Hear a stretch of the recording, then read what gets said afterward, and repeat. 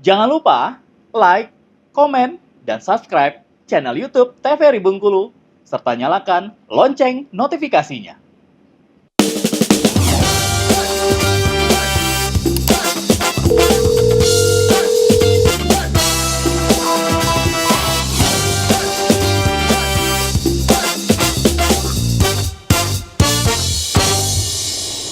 Terima kasih pemirsa, Anda masih setia bersama kami di Dokter Kito Bersama Kita Sehat.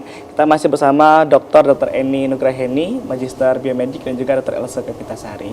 Pemirsa di rumah, menurut Kemenkes, angka keberhasilan pengobatan TB di Indonesia sebenarnya sudah cukup baik.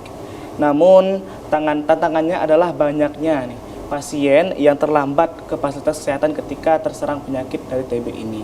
Dr. Elsa, dok, bagaimana penanganan untuk di Bengkulu sendiri, dok? Apakah lebih banyak pasien datang tersebut sudah terinfeksi lebih parah atau yang mungkin pada awal-awal mula terkena TB ini, dok, rata-rata? Kalau dibilang parah sih kategori kita berarti sudah terjadi komplikasi ya. Kalau sejauh ini sih ada, tapi nggak banyak. Yang banyak itu memang yang yang kita dapat satu, terus kalau emang kita bujuk keluarganya, nah baru dapat nih.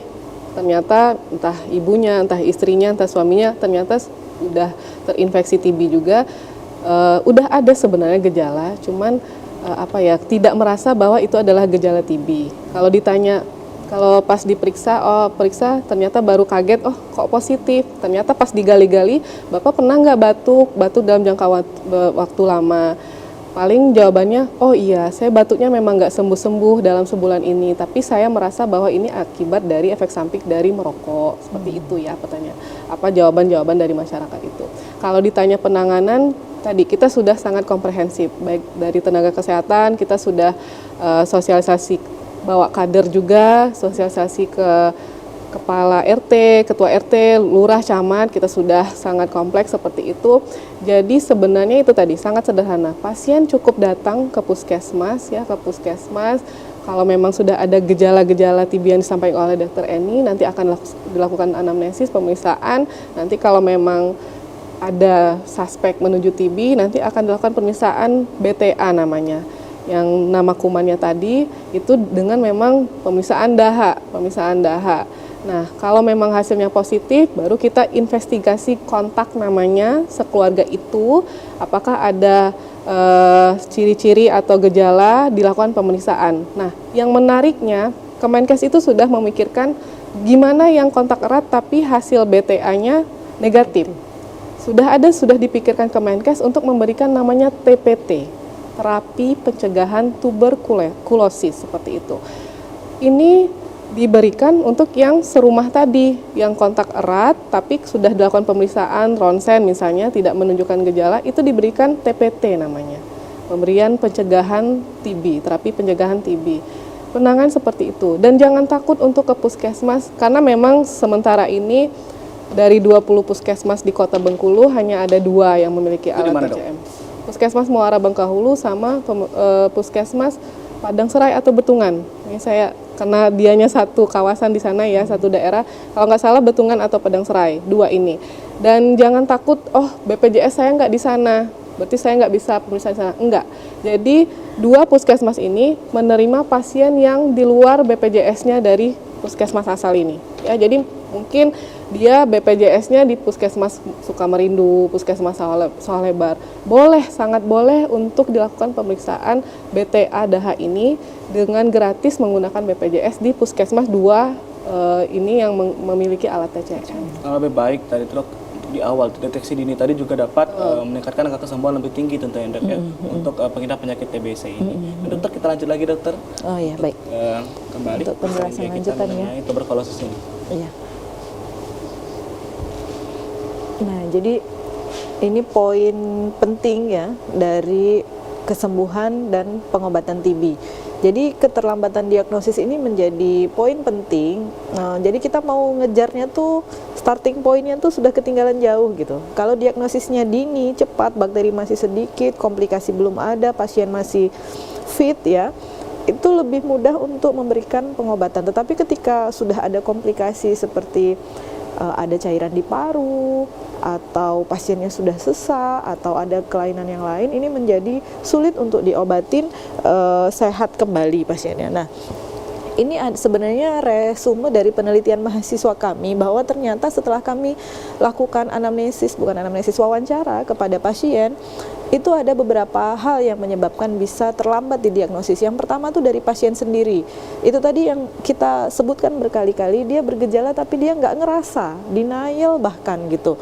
Nah, kemudian ini yang tadi Mas sebutkan, takut di stigma. Jadi takut dia nggak bisa datang lagi ke kegiatan-kegiatan di kampungnya, nggak bisa datang lagi ke kantor, bahkan ada beberapa yang nggak boleh datang ke sekolah. Akhirnya dinas kesehatan turun tangan bahwa ternyata tuberkulosis itu tidak harus seperti itu, tetapi yang bersangkutan harus diajarin untuk pakai masker, cuci tangan, dan kapan melepas masker, dan seterusnya. Kemudian ini masalah ekonomi, ternyata itu tadi dok, buat kita nggak ada masalah kita mau ke Padang Serai, ke Betungan, ke Muara Bangkulu, tetapi pada beberapa pasien mau ke puskesmas itu dia nggak punya motor dia cuma satu, dibawa oleh kepala keluarga untuk kerja, mau ke sana jalan, dia lemes, nggak bisa. Nah, pada puskesmas tertentu dia menyediakan layanan jemput, tapi itu ternyata nggak di semua puskesmas.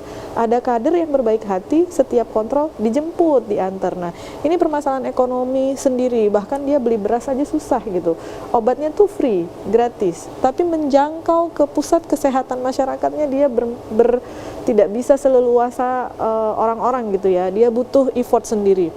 Nah, kemudian ini jarak tempuh ke pengobatan, ini hampir sama sih. Jadi karena jauh, tidak ada kendaraan, tidak bisa beli BBM, permasalahan ekonomi lainnya, sehingga ini menjadi bukan prioritas gitu. Lebih baik saya beli beras, lebih baik saya beli telur, lebih baik saya beli. Nah, ini juga problem yang dari pasien sendiri. Kemudian tingkat pengetahuan yang menurut dia, aku sudah minum obat 2 bulan. Ngapain aku nak lanjut lagi? Emang itu tidak cukup. Nah, pengetahuannya tuh nggak sampai full di pasien dan keluarga. Jadi menurut dia, aku udah capek minum obat 2 bulan, ngapain harus diterusin lagi? Nah, ini menjadi permasalahan di pasiennya sendiri. Kemudian ini menjadi evaluasi kita bersama-sama, karena ini hasil wawancara dengan pasien.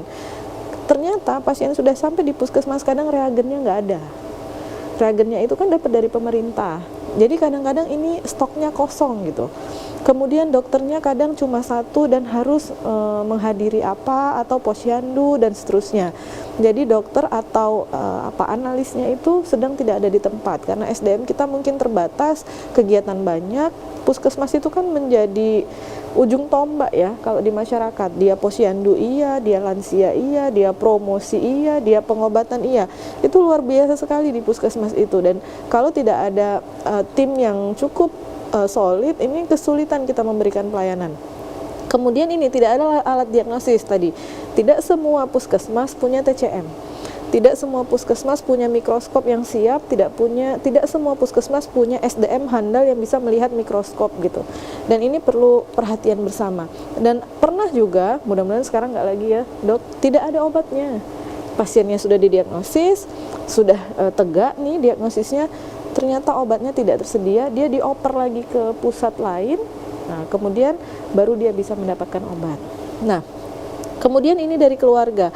Karena pasien ini perlu pendampingan, beberapa keluarga itu sibuk nggak bisa nemenin, sehingga pasien ini tidak semangat mau berobat.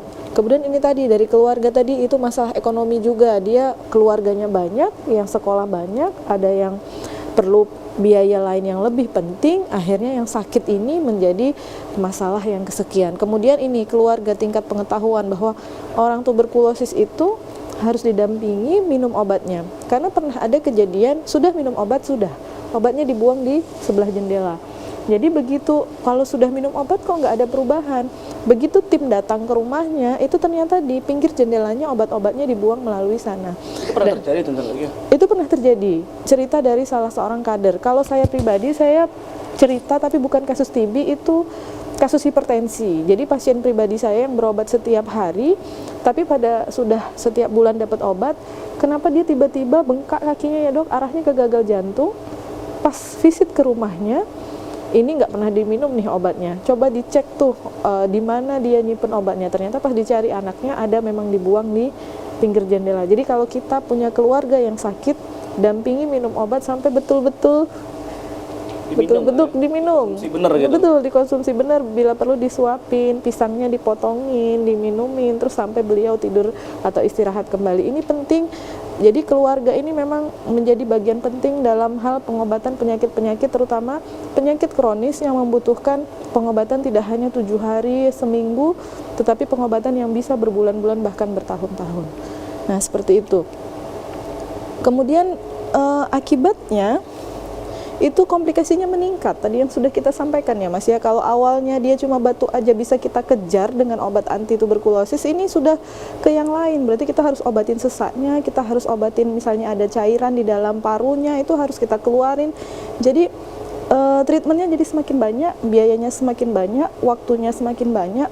Kalau tuberkulosis tanpa komplikasi dia bisa pulang, kalau tuberkulosis dengan komplikasi dia harus dirawat. Tentu pembiayaannya lebih besar lagi, dan ini tentu saja kasusnya menjadi lebih berat, sesak, butuh oksigen dan seterusnya.